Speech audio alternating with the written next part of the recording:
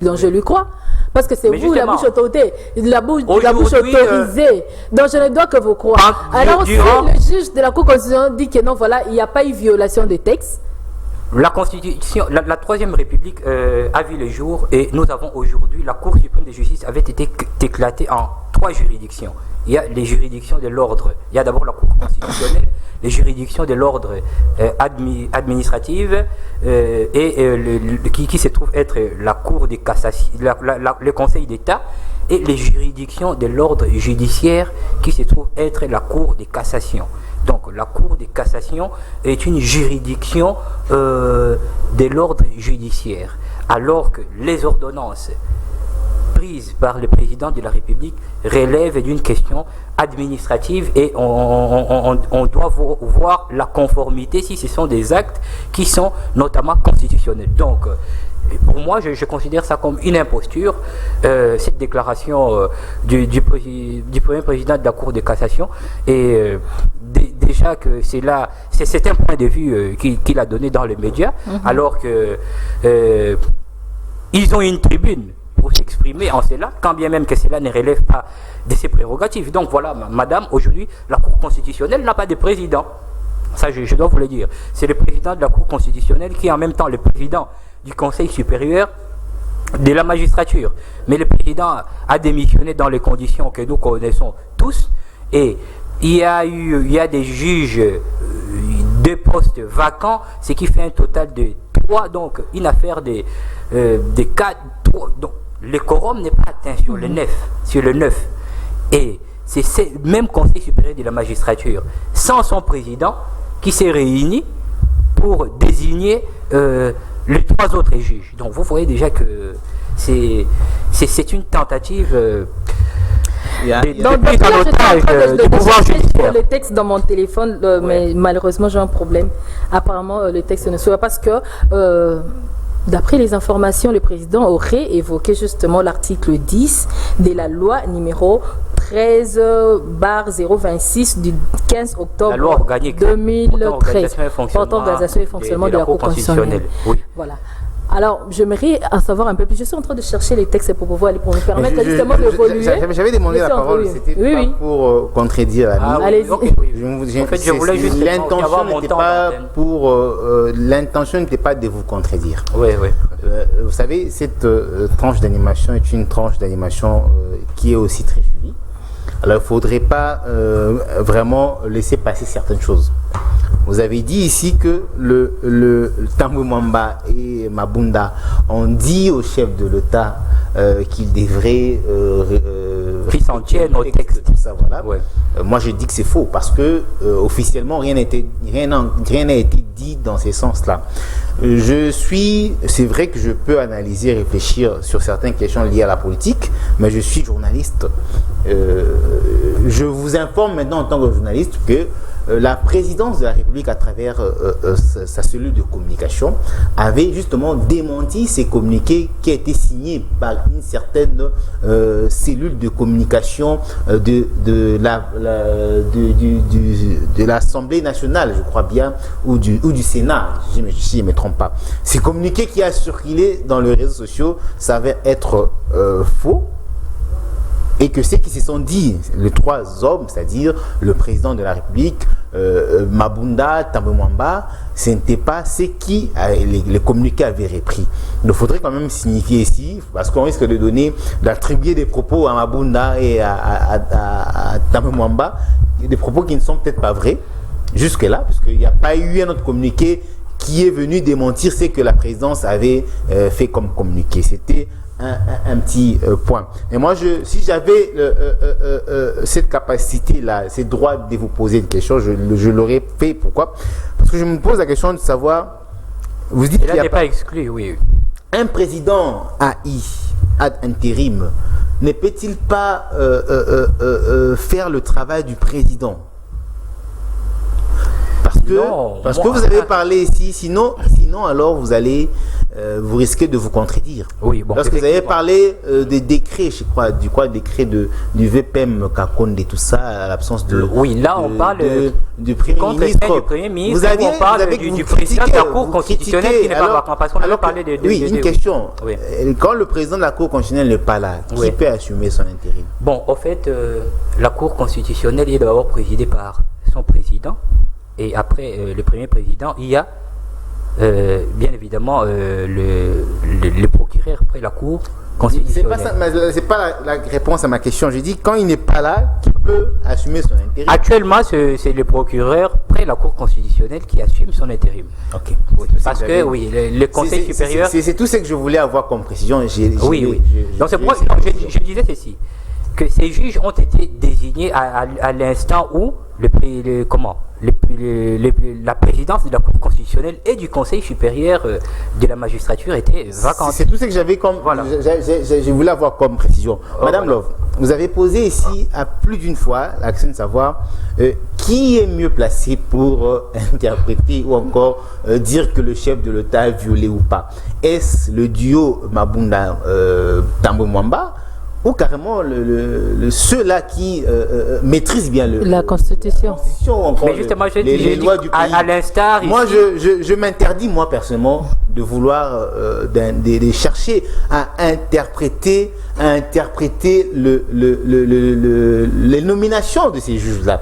Je peux réfléchir légèrement, mais je m'interdis de le faire.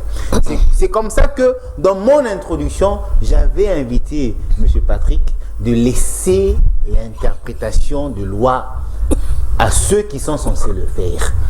Parce qu'aujourd'hui, nous sommes en train de vivre dans un débat qui ne nous amène nulle part. Comme lui-même a dit, ça devient un jeu de ping-pong. Pourquoi depuis un certain temps, on doit toujours vivre la scène Mabunda Tambwe Mwamba? Qu'est-ce que ces deux veulent? Depuis quelques mois passés ici, soit c'est Mabunda, soit c'est Tambwe Mwamba. Quand il y a une décision, c'est toujours contesté, c'est toujours non, c'est hors du texte. Donc finalement, moi je me pose la question, qui interprète mieux le texte? Et ça fait quand le président de la Cour constitutionnelle peut dire que non, carrément, ou le président Haï, si vous voulez. Moi, me coupe la parole, j'ai pas dit. Il peut justement nous dire que non, voilà, il n'y a pas eu violation des textes. Moi je me dis. Et le duo Mabunda et Alexis Loin. Ils disent quoi? J'essaie de réfléchir aussi dans ce sens-là. Évidemment, pour clôturer, je disais ici. Non, mais c'est Patrick. Vous avez dit tout à l'heure que non, c'était pas, il n'avait pas le monopole, c'était pas au cours de la rentrée qu'il pouvait justement se prononcer dans ces termes. Bon, je me pose la question. Je disais même que le premier président de la Cour de cassation n'a pas à se prononcer sur les questions constitutionnelles. C'est comme ça que je dis. Et je n'a pas à se prononcer, mais nous avions 3 ordres juridictionnels. N'est-ce pas? C'était ça. Donc, comme vous dites... N'avons-nous pas besoin de ces éclaircissements après tout ce qui se disait autour de la prestation de serment et la nomination de ce juge? N'avons-nous pas besoin de précision pour savoir, la population n'avait-elle pas besoin de savoir si vraiment il y a eu violation de textes, si le président a violé les textes, ou carrément ce sont un groupe de gens qui veulent justement barrer la route à l'évolution des choses? Nous, en tant que d'abord chef des partis, nous avons...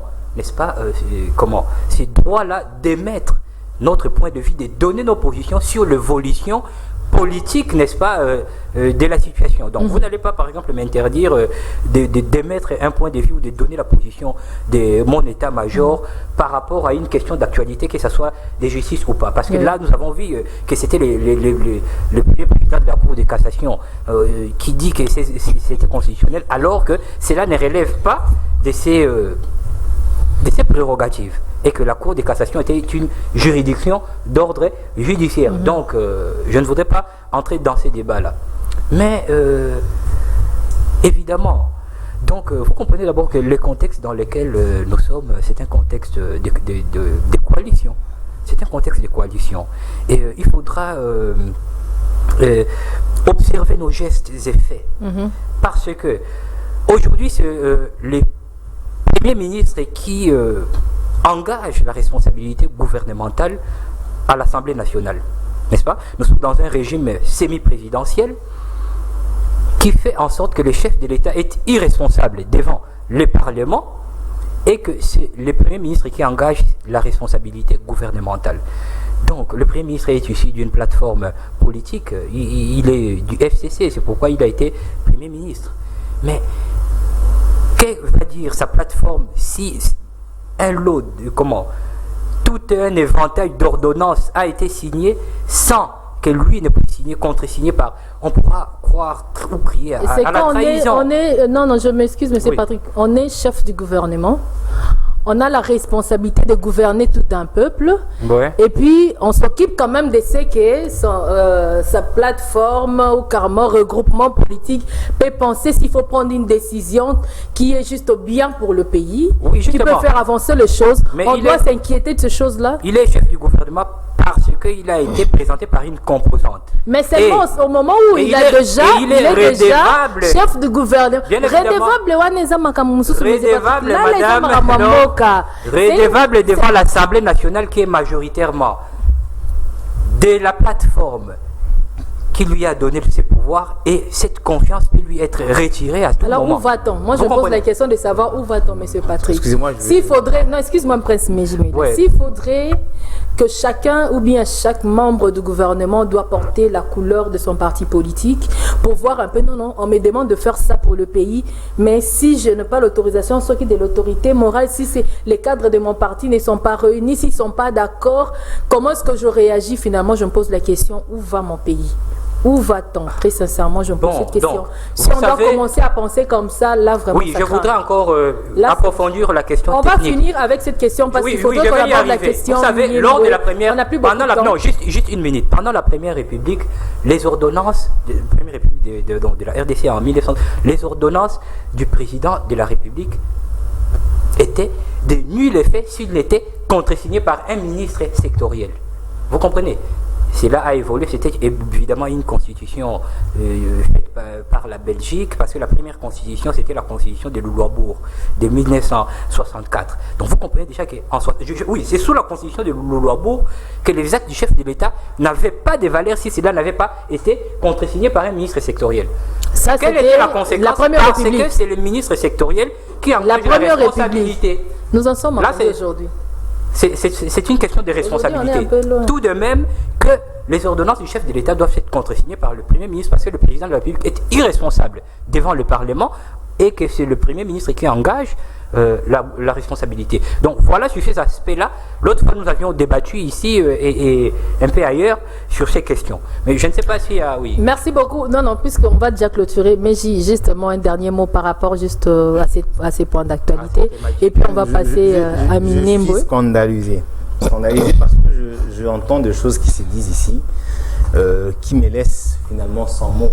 Parce que lorsque on doit nous dire ici, lorsque le président d'un parti politique qui est en face de moi doit nous dire que le Premier ministre doit par moment décider en fonction de sa plateforme politique, eh ben, je vois que le Congolais ont la malchance d'avoir devant eux de présidents de partis politiques qui vivent que pour leurs intérêts, qui vivent que pour leur plaisir, le plaisir de leur coalition, je ne sais pas, plateforme. Monsieur Patrick, oui, j'ai été mal compris, monsieur Prince. Envers vous, oui. J'ai beaucoup d'estime envers vous, mais laissez-moi vous dire que je suis déçu. Mais ici, vous je demandais...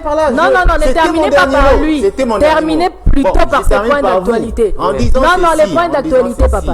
Ne termine pas par M. Patrick, ni par moi. On va clôturer avec ces points d'actualité de prestation de serment de juge. Je vais respecter ce que vous dites. Moi, je crois que le chef de l'État n'est pas dans ses droits. Et comme je répète ici encore, qu'il n'a pas violé la Constitution selon les constitutionnalistes. Bon. Et nous autres, là, nous sommes en train de réfléchir.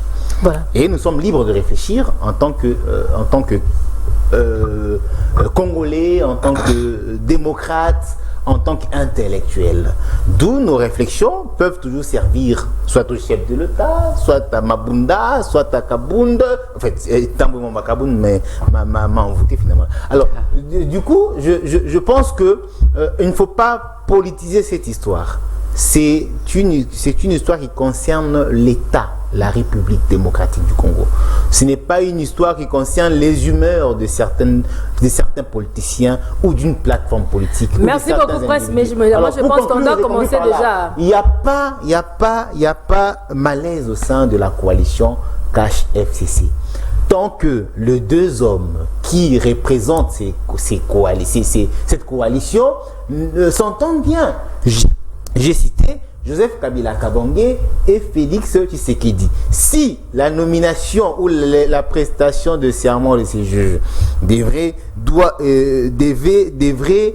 mettre un malaise au sein de la coalition, laissez-moi vous dire qu'on allait voir Joseph Kabila et Félix Tshisekedi se rencontrer et parler.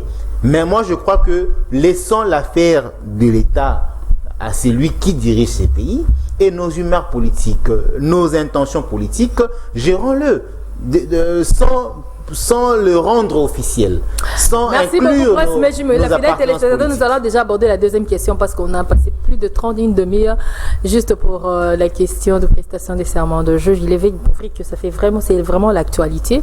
Alors maintenant, on va essayer un peu de parler à Minembwe. Donc, le ministre d'État, Robert Ouazarias, attendu déjà à l'Assemblée nationale.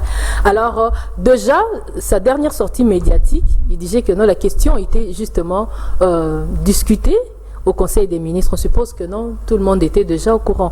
Et finalement, je me pose la question, est-ce que c'est encore important qu'il aille se justifier à l'Assemblée nationale ou il a déjà dit ce qu'il avait à dire? Donc nous savons déjà ce qu'il va dire à l'Assemblée nationale. Non, ce n'est pas important. Non, c'est important. C'est important parce que là, c'est une déclaration qu'il a faite officiellement dans des médias, tout ça. Mais je crois que les députés nationaux ou encore l'Assemblée nationale a des questions très particulières à poser à cet éternel ministre de la décentralisation.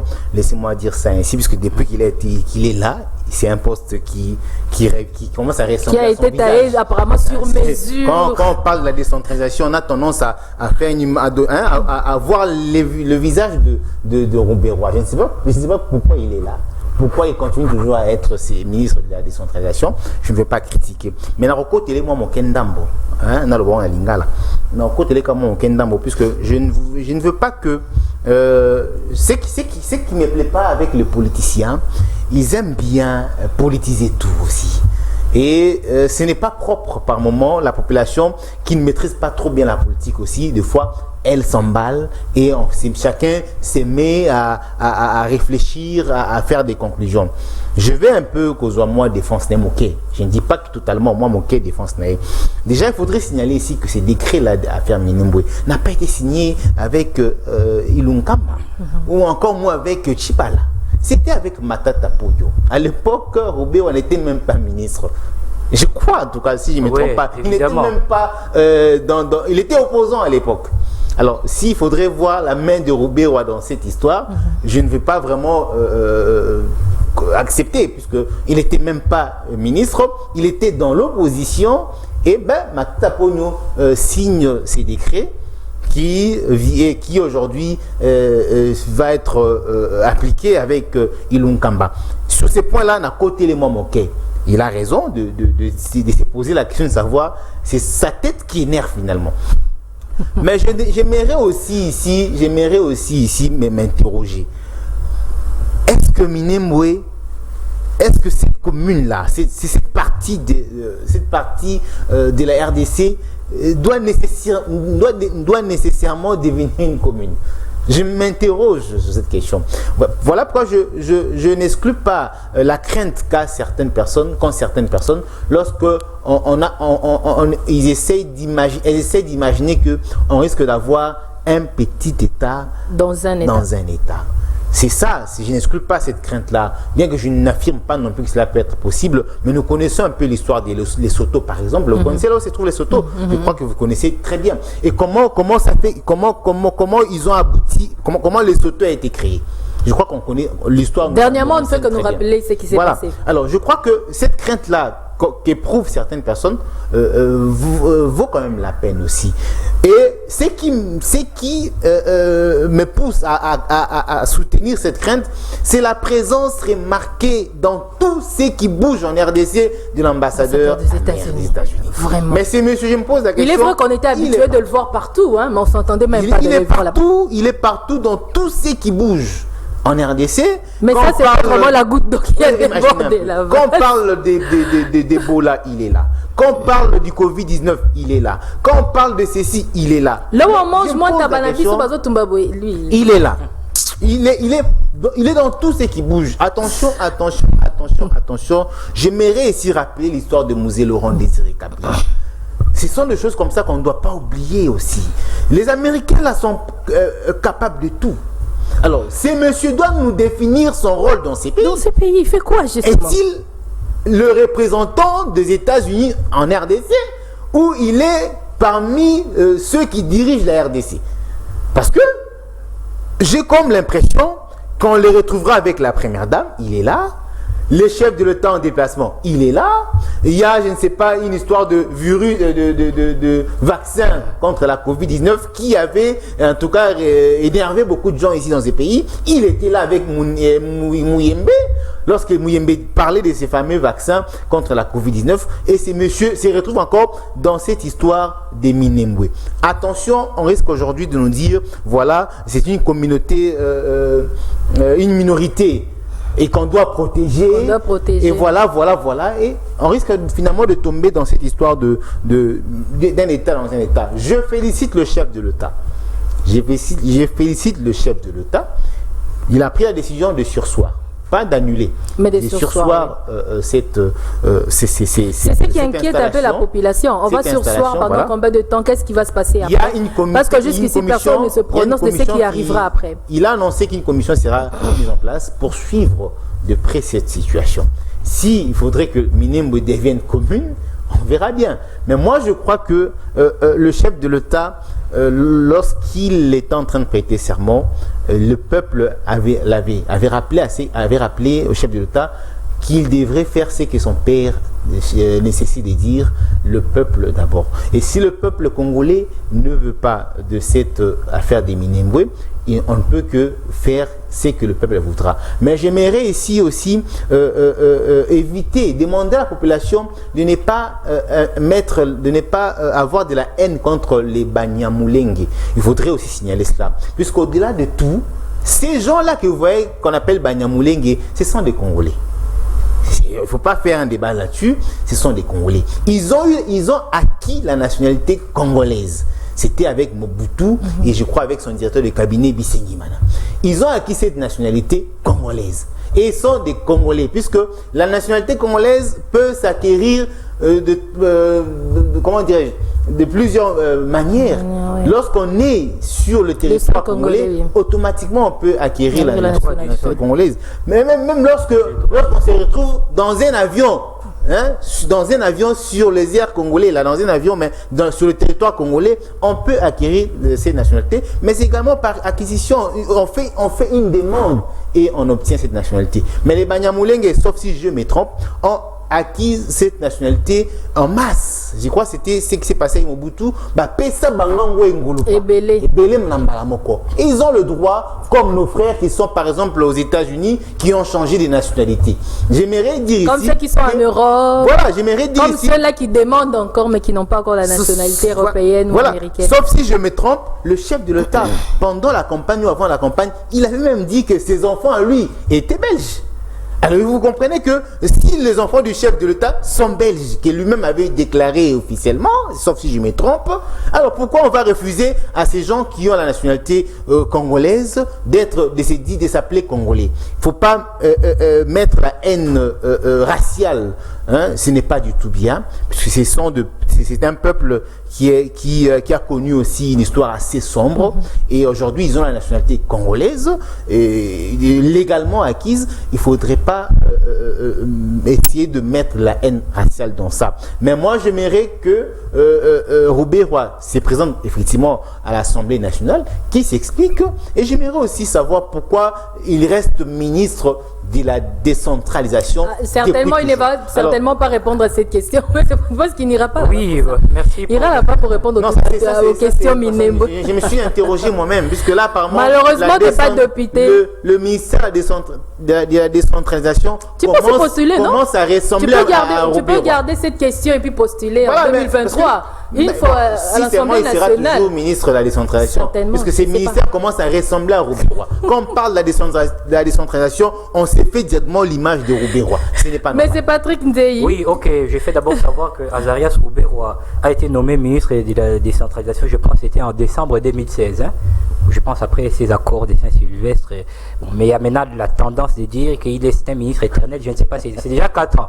Il y a des ministères qui ont occupé plus d'années, comme les Mende ont fait plus d'années que ça, la communication, cela n'avait pas été considéré comme un problème.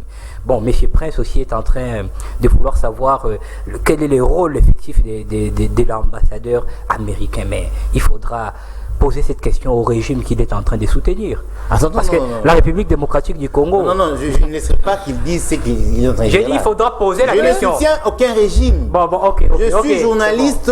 C'est bon, je suis journaliste. Il ne faut pas m'enlever cette étiquette-là, ces costumes. Merci. Si, M. Patrick, aujourd'hui, vous faites de bonnes choses, je vais vous soutenir. Okay. Donc, je vous ai dit ici, lorsque j'ai pris la parole, que j'aimais ce que vous faites. Vous m'avez donné combien? Est-ce que vous êtes le chef de l'État? Non. Non, oui, quand merci. Fait de c'est la sincérité. On peut te soutenir. Oui, merci, M. Prince. Mais j'en ai plus beaucoup de temps. Oui, justement, c'est pourquoi je voulais.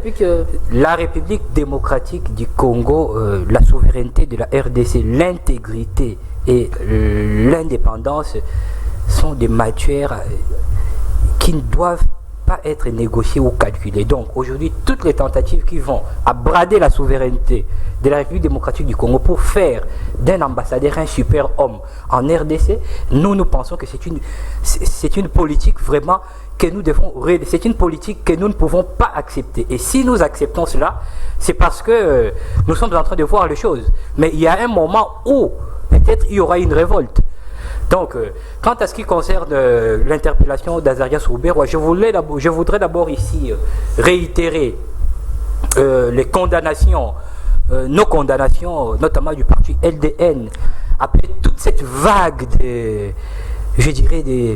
discriminations, de haine contre la communauté Banyamulenge. C'est pas comme ça que l'on va construire une nation. Les États-Unis aujourd'hui est une grande nation, c'est une nation forte parce que ça a été le fruit de plusieurs origines. Et aujourd'hui, cela fait que les États-Unis puissent être ce qu'elles sont. Donc nous, aujourd'hui au Congo, les Banyamulenge sont des Congolais. Ça, nous devons nous mettre d'accord. Et ça, nous savons. Ceux qui sont venus. Mais le ministre d'État est attendu à l'Assemblée nationale. Oui, bon, ça va dans le cadre d'un exercice normal parlementaire. Je pense que c'est un parlementaire. Mais cependant, il a déjà donné sa position. C'est un député. De sa dernière sortie médiatique. Bon, cela n'empêche que les mécanismes parlementaires aussi puissent s'activer. C'est d'ailleurs une initiative de l'opposition. Oui. Ça sera une question parlementaire. Il devra apporter les réponses. Et je ne sais pas pourquoi tout cet acharnement sur lui, parce que c'est pas lui qui a signé les décrets. C'est pas lui qui a légiféré sur la loi organique portant notamment les entités territoriales décentralisées de 2008, je pense que c'était sous leur Vital Kamerhe, ou 2007, oui je pense. Donc lui n'a fait qu'exécuter. Il est allé dans une délégation comme l'ambassadeur américain. Il est aussi originaire du coin. À qui est-ce que les députés nationaux devraient demander de compte en ce qui concerne la question Minembwe? Parce que les députés nationaux, c'est que les députés de l'opposition ont fait cette question-là. Ça entre dans les cadres d'un exercice parlementaire normal. Non, c'est comme ça que c'est. Et monsieur le ministre. Qui est-ce qu'on devait interpeller? Qui est-ce qu'on devait inviter à l'Assemblée nationale? Bon, ils ont invité le ministre, pas de problème. Mais c'est une initiative de l'opposition. Donc, c'est une initiative qui n'aura pas un impact allant à donner à donner un autre point de vue à la majorité parlementaire, à l'Assemblée nationale. Donc, M. Azarias Roubérois jouit encore de cette confiance, de sa plateforme politique, et cela ne reviendra pas à l'opposition de vouloir sa tête. Voilà ce que je peux dire sur ce point. Voilà, puisqu'on s'approche lentement et sûrement, on ne pouvait quand même pas quitter ces plateaux puisqu'on parle de Minembwe. La marche de l'ESID qui a été justement refusée, si je peux dire annulée par l'hôtel de ville. Le pneu crevé. Bon, la marche de l'ESID, c'était une marche de trop. À mon humble avis, c'était une marche de trop parce que déjà la conférence de presse de Martin Fayulu, c'était une conférence de presse aussi de trop parce que je ne pouvais pas comprendre qu'un responsable politique à ces niveaux, qui s'est dit être le président élu, puisse discriminer une communauté, puisse ne pas reconnaître les Banyamulenge. Il n'y a jamais eu des Banyamulenge, je ne sais moi, c'était une de ces déclarations dans ces pays et tout ça, tout ce que vous voulez. Donc je pense que ce n'est pas une attitude responsable. Lorsqu'on fait gouverner la population, il faudra avoir des vertus. C'est pas de cette manière-là. Donc, nous avons étudié le Parlement du Congo. Nous savons qu'ils font partie de cette nation congolaise. Et pareil propos de la part d'un politique, c'est vraiment malhonnête. Je sais que ces propos sont déjà tenus parce que il devait faire l'opposition à tout prix et une opposition pour l'opposition. Et merci beaucoup. Moi, rapidement, rapidement, puisque nous sommes déjà à la fin. Je ne vais pas totalement condamner Martin Fayulu. Vous savez, nous sommes dans une démocratie. Hein. Il ne faut pas interdire à certains de manifester et à d'autres de ne pas le faire. Et puis, il n'avait pas dit que le Banyamulenge ne sont pas congolais, mais il a dit qu'il n'y a pas une tribu qui s'appelle Banyamulenge. Oui, c'est ça. Nous savons tous comment ils portent ces noms-là, suite à la colline Mulenge et tout ça. Donc, je ne condamne pas vraiment ça. Et puis, je voudrais demander à la police nationale congolaise de bien faire son travail. Oui, vous savez, le chef de l'État, Félix Tshisekedi Tshilombo, a toujours déclaré haut et fort qu'il voulait que la liberté d'expression soit exclusive en RDC. Et ce que la police a fait, et c'est une façon pour elle de vouloir salir l'image propre du chef de l'État, Maboko Pembe. Alors, je n'aimerais pas vraiment que cette police continue à faire ça. C'est le fait de crever le pneu de Martin Fayulu, ça s'appelle destruction méchante. Et la police le sait, puisqu'elle a les lois entre ses mains. C'était aussi simple, on pouvait justement barrer la route aux véhicules et puis interdire aux véhicules de voler. Justement, le faire, c'est violer cette loi que elle, la police, est censée faire respecter. Je ne suis pas d'accord. Et puis, c'est en même temps salir l'image du chef de l'État. Martin Fayulu, c'est un Congolais comme tout Congolais. Le chef de l'État lui-même apprécie que l'opposition se manifeste, parle, que l'opposition va dans la rue s'il faut aller, et surtout que la cause était juste...